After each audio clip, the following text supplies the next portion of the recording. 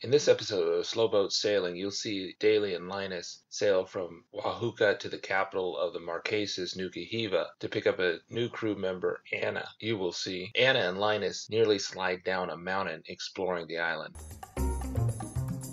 I was starting to get an idea of why the anchorage at Oahuka was so unpopular. It was a little bit rolly when it was time to sail for Nuka Hiva and pick up our new crew member, Anna.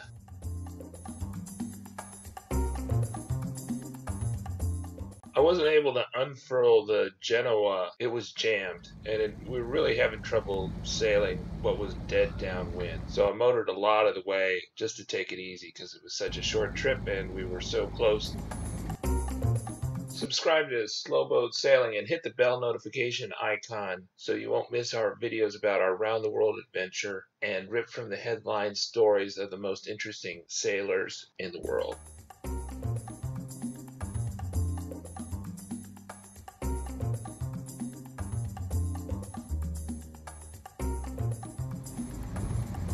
Nuka Hiva has a lot of wonderful anchorages. I needed to get some laundry done, I needed to find a rigger, and I needed to visit the fuel pumps. So I went to the main bay, Taioha'e, one of the crossroads of the Pacific.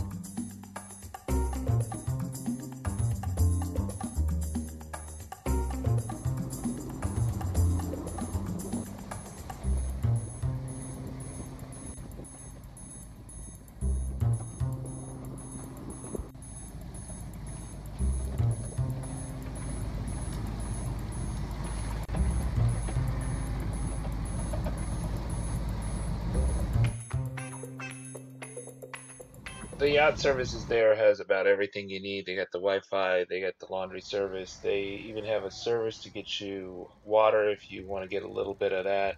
In particular, I needed to rent a car so that I could pick up Anna at the airport. The taxi fare was really expensive, but so was the rental car, but at least with the rental car you get to see the island. And when I say car, I mean a 4x4 Toyata Hilux pickup truck.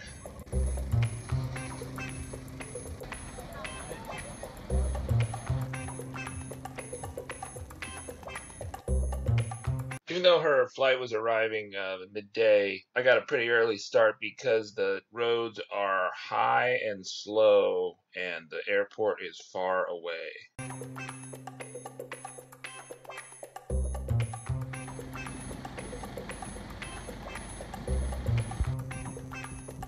Today I'm picking up Anne from the airport in Nuka Hiva, and we're going to look at some great views here over the top of the mountains. So every Marquesan road goes through the mountains.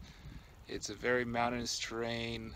I've not seen a lot of flat roads that go between the towns, and the airport is on the opposite side of the island as the main harbor. Driving in the Marquesas is an adventure. I would not recommend, if you plan to go on dirt roads, would not recommend doing that.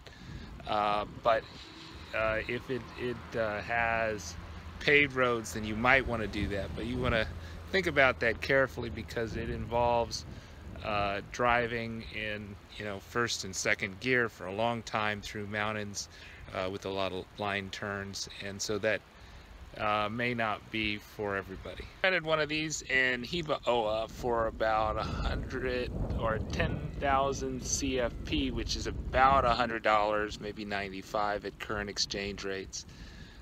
This one I rented for 130, and I'm probably getting a bad deal, but at least with this one they did say it included insurance, and so our liability is limited to about $400.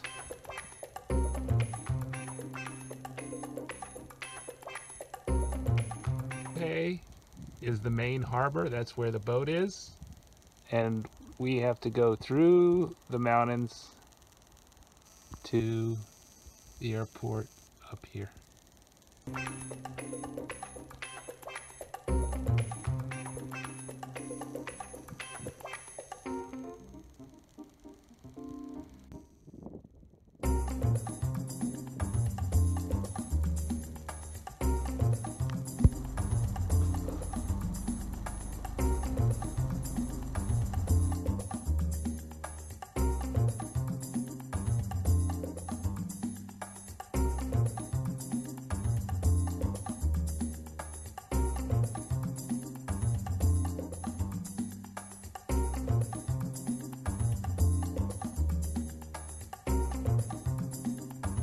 After my drive through the clouds, we descended into the plains on the north side of the island where the airport was. It's a nice little airport by Marquesan standards, and didn't have to wait too long before Anna's plane arrived.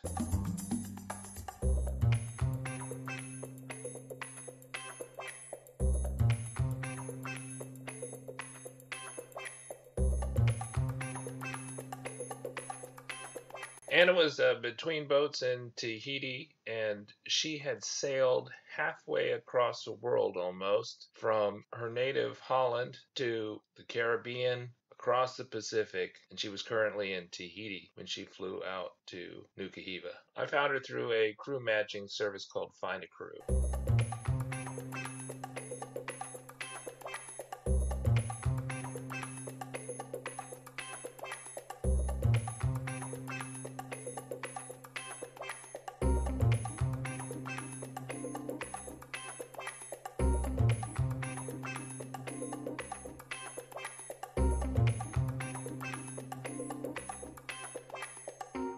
We drove over the mountains to the Vale of the Typee, made famous by Herman Melville. Most people don't know that Herman Melville's most popular book when he was alive was Typee, about Nuka Hiva, not Moby Dick. If you want to hear about another sailboat hit by a whale, check out our video. We explored the small village of Taipivai and looked for potential places to land a dinghy and also to get water within the area. Generally, the Marquesan water is not treated, and some places don't have potable water, and Taioha'e Bay is one of the places where the locals say don't drink the water. But the water in Controller Bay in the Taipivai Valley is supposedly potable. We just needed to find a tap accessible by dinghy. We could visit later. Anna and I found no cannibals as described in Melville's Typee, just a small little village with lots of friendly people.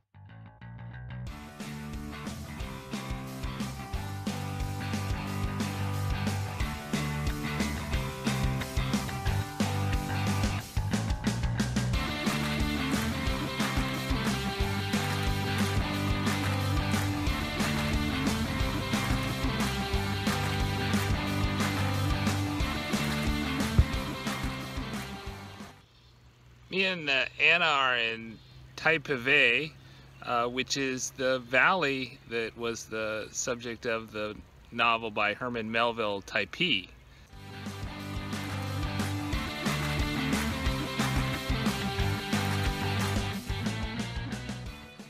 It was Melville's most popular novel, and he made most of his money from Typee, not the one that makes him famous today, which is, of course, Moby Dick.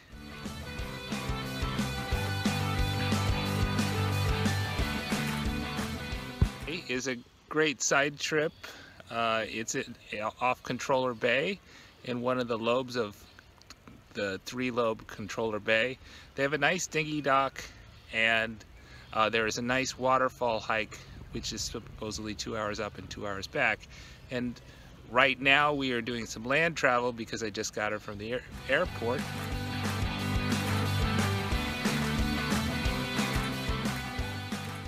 Car for the day, so we're doing some land travel to get an overview of Nuka Hiva, and then we'll turn in the car tonight. But we'll see some places maybe we won't get to see by boat, but we might come back to Taipivai.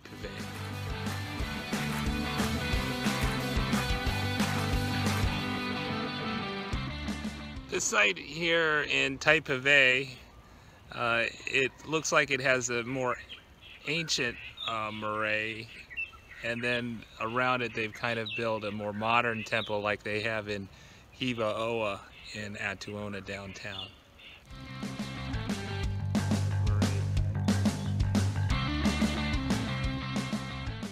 If you want to see our explorations of Hiva Oa, you can check out the link above.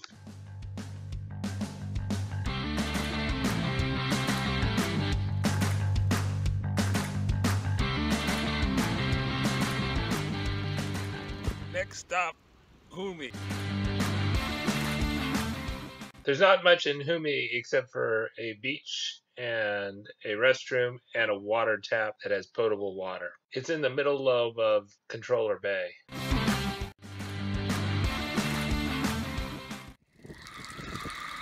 Supposedly this water tap by the toilets here is potable, and we might give it a try if we visit here by water.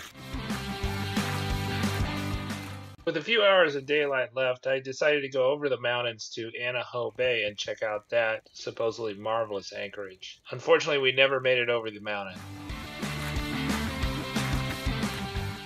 Pretty scared here because we kind of stalled out on the upslope. First gear would not work getting us up the mountain. We needed four-wheel drive, and I didn't know how to use it properly. So Anna found another car that we were blocking the way for, and they instructed us on how to engage the four-wheel drive, and that was enough to get us up to a turnaround point. If I left the car with the emergency brake on, then it would just slide down the mountain. To keep my foot on the brake pedal to keep us from sliding down the mountain.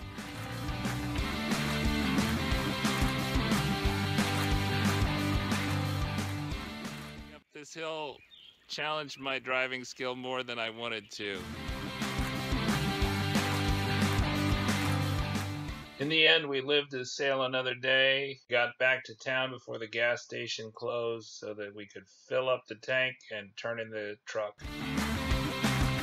Subscribe to Slowboat Sailing and ring that bell notification icon so you don't miss our next video!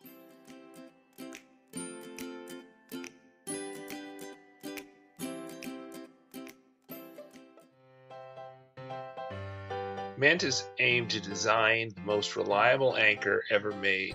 Other anchors often cannot set in firm or grassy bottoms, endangering your safety. The Mantis frequently sets the first time even in the most demanding situations. We sleep a lot easier using the Mantis anchor as our primary on the slowboat. Get yours at mantisanchors.com or other fine retailers.